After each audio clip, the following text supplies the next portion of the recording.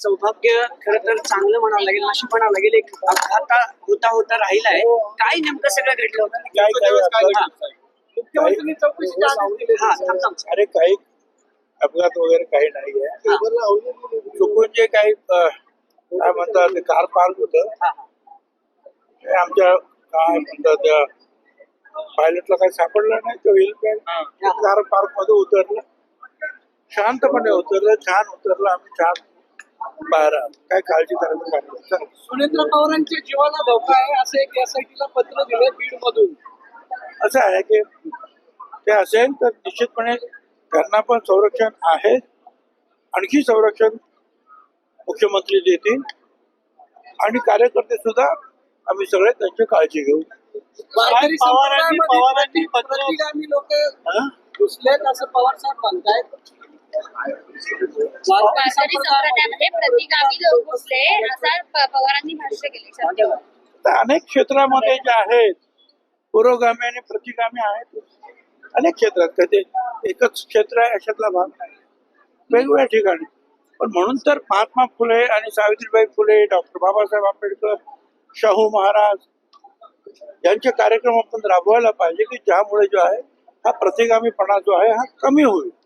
मनीषा म्हैसकर ज्या अतिरिक्त सचिव आहेत मनीषा म्हैसकर त्यांनी म्हटलंय की महायुतीमधल्या मात्र सांगितलं की महिला अधिकारी नको त्यांच्या विभागात मला काय कल्पना असं कधी काय म्हटलं. त्यांनी एका मुलाखतीत महात्मा फुलेंची जयंती आहे. एकीकडे आपण जयंतीचं संपूर्ण वर्ष साजरा करणार आहोत. मात्र आपण दुसरीकडे बघितलं तर बंधू बाबा यांची प्रकरण राज्यासमोर येतात. ते राजकारणी त्याला यासाठीच तर हे वर्ष जे आपल्याला साजरं करायचं आहे. फुले, शाहू, आंबेडकर या सगळ्याची आठवण काढायची त्याच्यासाठी. आणि एकंदर अंधश्रद्धेपासून दूर राहा. आपले लोक जर अंधश्रद्धेपासून दूर राहिले तर हे बाबा निर्माण होणारच नाहीत ना. पण राजकारण्यांना काय सांगितलं मोठ्या प्रमाणात सगळ्यांसाठीच आहे. महात्मा फुले, शाहू आंबेडकरांचं तत्वज्ञान हे लहान मोठे मंत्री संत्री सामान्य माणसं सगळ्यांसाठी आहे. स्त्री पुरुष सगळ्यांसाठी जे आहे हा सगळा धडा त्यांनी आपल्याला दिलेला आहे. मला असं वाटतं आपण ते लक्षात ठेवून पुढे गेलं पाहिजे.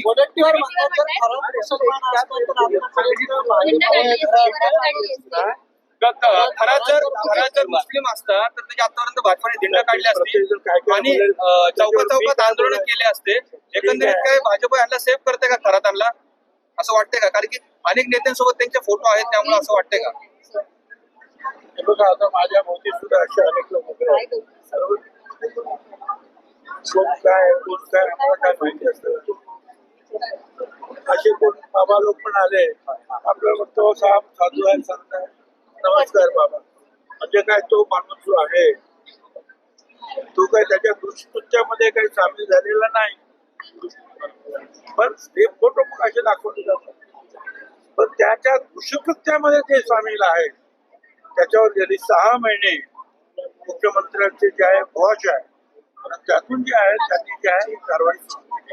सर नाशिक जिल्हा कायद्याचा बालेकिल्ला असं सातत्याने सांगितलं जात होतं. मात्र आता नाशिक जिल्ह्यात बंधू बाबाची प्रकरण त्यानंतर वेगळी वाढत वाढले आता फक्त दादा गुजमी आणि आपण म्हणत होतो की नाशिक जिल्हा जो आहे बदनाम होतो या लोकांमुळे. परंतु एक आहे की ठीक आहे पोलीस सरकार त्या संदर्भामध्ये कळलं की ताबडतोब कारवाई करत आहे.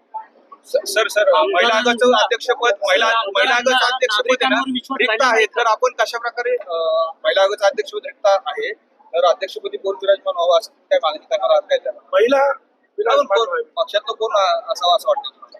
आपल्या पक्षातून महिला जी आहे ती चांगली कुठलीही महिला मुख्यमंत्री उपमुख्यमंत्री जे ठरवते ती त्या पदाला योग्य आहे, न्याय देणारी आणि मुख्यमंत्र्यांनी जे अर्थ खातं त्यांच्याजवळ ठेवलेलं आहे तो परत काय राष्ट्रवादीकडे येणार अधिवेशन संपलेलं आहे. त्याचे जे आहे खात्यामध्ये निर्णय जे आहे त्याची पूर्तता म्हणजे आहे. बारामतीची निवडणूक एकतर्फी म्हणजे बिनविरोध होऊ शकते. दुसरं आहे की मोठे मोठे पक्ष आहेत काँग्रेस सगळ्यांनी माघार घेतली तर सगळ्यांचे आम्ही आभारी आहोत. शरद पवार साहेबांच्या गटानं सुप्रिया सुरुवातीला सांगितलं आम्ही नाही उभं करणार, आभारी आहोत. सदा शिंदे साहेब हे फॉर्म भरायला आले. फडणवीस साहेब यांनी सुद्धा काँग्रेसचे जे सत्ता अध्यक्ष राज्य त्यांना स्वतः फोन केला. तर असं उद्धवजी ठाकरे यांना सुद्धा विनंती केली. सगळ्यांनी जे आहे ते काम दिलेलं आहे आणि त्यामुळे जे आहे आता काही जे आहेत मंडळी उभे आहेत अपक्ष उभे. पण पक्ष कमी पडला काय अपक्षांना मागे गेलं? मला असं वाटतं की बरेचसे जे आहेत